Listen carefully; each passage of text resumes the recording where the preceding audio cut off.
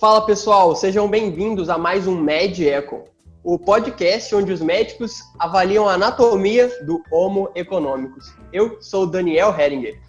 E eu sou Carlos Bernini, e hoje tem um assunto bem interessante que gostaria de conversar contigo, Dani. Eu estava no setor de hemodinâmica esses dias fazendo um procedimento, e aí um cardio de adulto e a gente estava conversando, eu sou da parte pediátrica, ele é da parte adulta, e a gente estava conversando as dificuldades e as facilidades, né? Então, na pediatria, quando a gente quer que a criança tome remédio, a gente fala para a mãe a necessidade, coloca exatamente o que precisa, porque e a gente tem uma alta adesão a isso, né? E isso eles não é igual no adulto, né? Não é a mesma coisa. Ele falou assim, cara, eu já estou perdendo as esperanças de coisas para fazer e estou pensando até pagar para esse pessoal começar a tratar para não me dar problema. E eu lembrei que você tinha visto alguma coisa parecida. Você tem um estudo para a gente aí para iluminar esse nosso amigo aqui que está com dificuldade da medicação e está querendo dar dinheiro para o pessoal? Carlão, acho que melhor que dar dinheiro vai ser a gente fazer uma fake mãe, uma mãe que ela fica mandando a pessoa tomar remédio pra cima. Porque, cara, realmente, eu tava dando uma olhada no estudo, vou até ver se eu consigo compartilhar aqui com vocês. O pessoal realmente falou assim, pô, será que se a gente der dinheiro para as pessoas, elas vão tomar mais remédio? Aí os caras fizeram um estudo e não foi uma coisa pouca não, tá? Eles deram bastante dinheiro. Deixa eu procurar aqui os números certinho. Estão conseguindo ver aí na tela? O estudo chama Effect of Financial Incentives to Physicians, Patients or Both on Lipid Levels, a Randomized Clinical Trial. Então o pessoal foi lá, um estágio clínico bem razoável, né? 1.500 pacientes, 238 médicos. Eles separaram em 4 grupos. O grupo controle, naturalmente, e os 3 grupos de intervenção. O grupo de incentivo para o médico, onde eles deram $1.024 só para os médicos.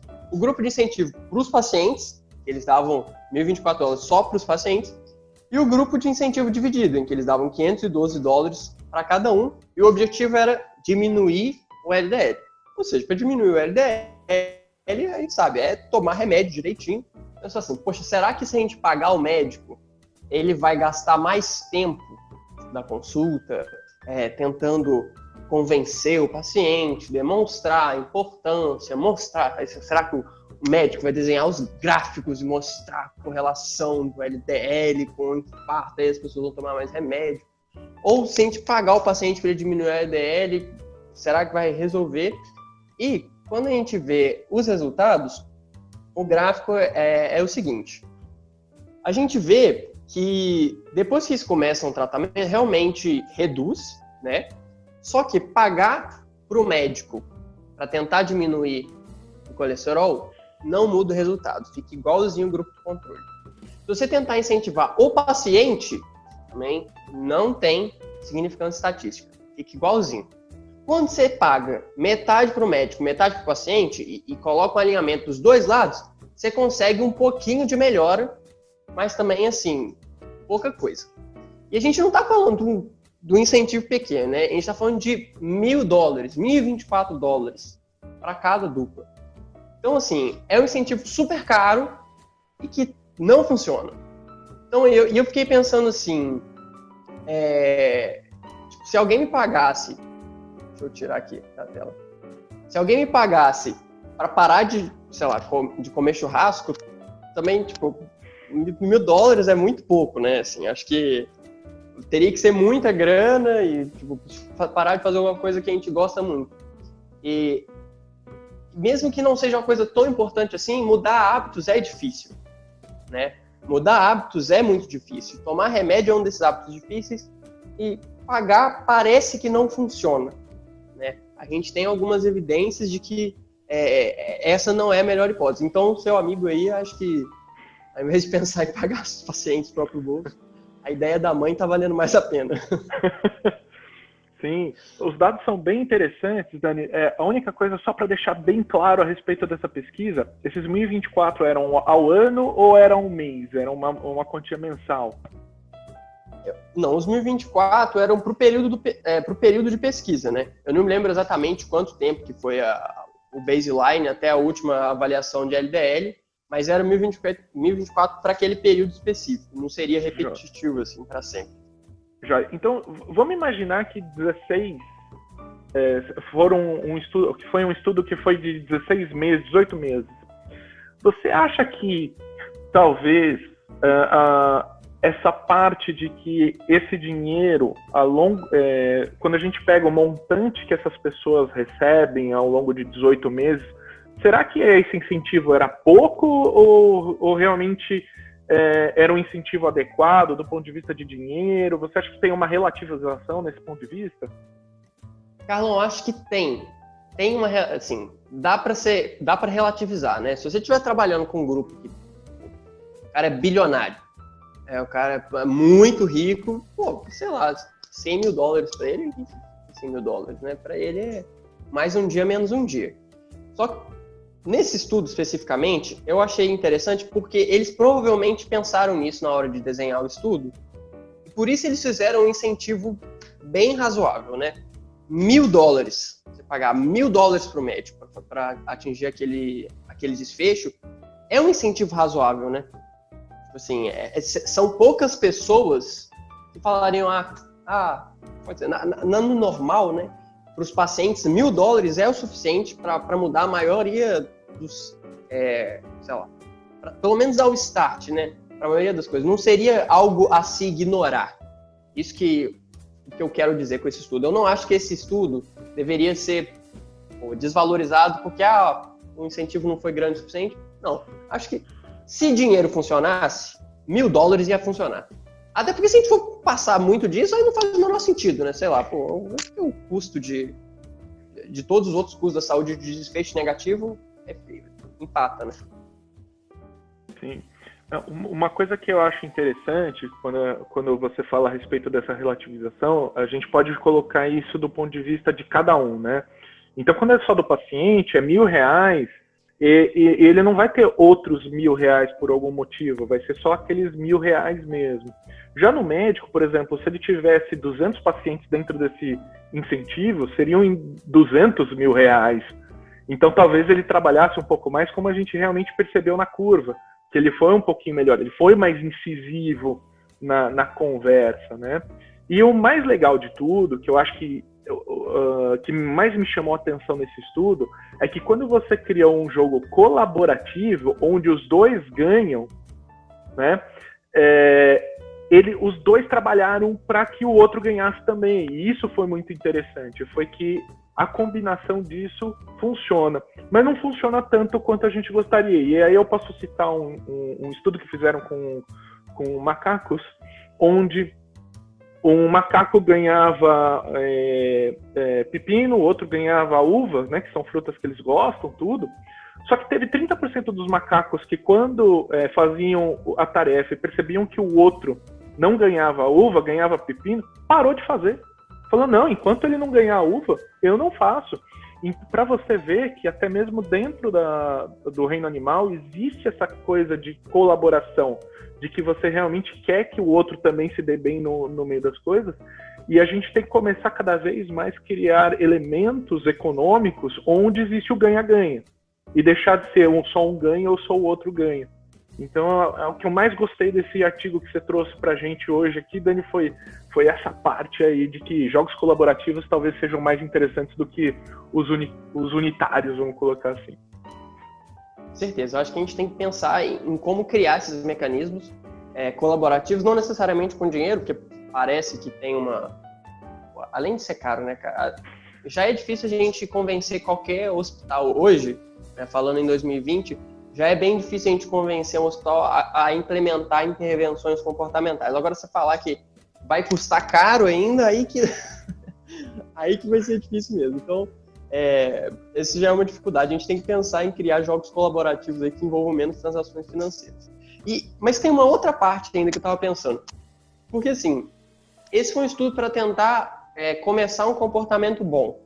Mas tem outros comportamentos que a gente quer mudar também, que a gente pode pensar em questão financeira. Então, por exemplo, um comportamento que a gente quer mudar é tabagismo. A gente quer que as pessoas parem de fumar porque faz muito mal, as pessoas sabem que faz mal, mesmo os tabagistas sabem que faz mal, inclusive superestimam o quanto isso faz mal, mas continuam fumando. E aí eu tava pensando assim, pô, tem, sei lá, 3 possibilidades que a gente pode usar para tentar mudar esse comportamento. A primeira coisa é o seguinte, você tem as pessoas que fumam, as pessoas que não fumam, você quer fazer as pessoas que estão fumando pararem de fumar, e você fala assim, vou dar um prêmio para quem não fuma. Aí a pessoa, pô, sacanagem, assim, né? A pessoa tá ganhando, eu não. Outra possibilidade, você aplica uma multa para quem tá fumando. Essa é uma possibilidade também. E a terceira você paga a pessoa que tá fumando para ela parar de fumar. São essas 3 possibilidades que eu imaginaria que a gente poderia usar o dinheiro, né, transações monetárias, para a gente mudar o comportamento alheio, né, de outra pessoa. Só que essas 3 possibilidades têm problema. Primeiro, que você pagar todo mundo para um grupo ficar de fora tipo assim, você ia ter que espalhar tanto o seu recurso que não ia ser nada significativo, né? Não ia fazer assim, já é caro demais e ineficiente. Não dá, esquece. Outra coisa que você pode fazer, multar as pessoas. Isso, de certa forma, já é feito, né? Se a gente for parar para pensar nas recomendações da OMS, dentro das atitudes de mudança de comportamento, eles realmente falam, façam políticas públicas de aumentar a taxa sobre álcool, aumentar a taxa sobre tabaco. Então, de certa forma, isso já acontece. Mas se a gente quisesse fazer uma coisa além, por exemplo, você fala assim, não quero que as pessoas fumem, os meus funcionários fumem na minha empresa, eu não quero pagar, sei lá, as taxas extras do plano de saúde, que seja. Como que você vai fazer essa multa pegar? Né? Como que você vai provar que a pessoa está fazendo um comportamento errado? Ela pode esconder, ela pode simplesmente não pagar, tipo assim, que lei é essa, né? Difícil passar uma lei assim, que envolveria uma restrição de liberdade de alguma forma. Então também essa é pouco prática. E se você fizer a última opção, que é tipo assim, a pessoa está fumando, aí você paga ela para ela parar de fumar, aí a pessoa que não fuma da primeira vez fala assim, pô, eu tô aqui acordando 8 da manhã todo dia para ir malhar antes do trabalho, aí vai lá o cara que fuma que ganha o prêmio, né? Tipo assim, não tô fumando, tô bebendo. E o outro cara que ganha o prêmio, o outro cara que tava errado. Então, assim, ia criar um senso de justiça que provavelmente ia sair pela culatra, né? Então, as pessoas estavam com bom comportamento e iam parar de fazer o comportamento esperado, né? Talvez, seria uma possibilidade. Então, realmente, essas transações monetárias para mudança de comportamento, elas não são simples quando se trata de saúde. É uma jogada complicada.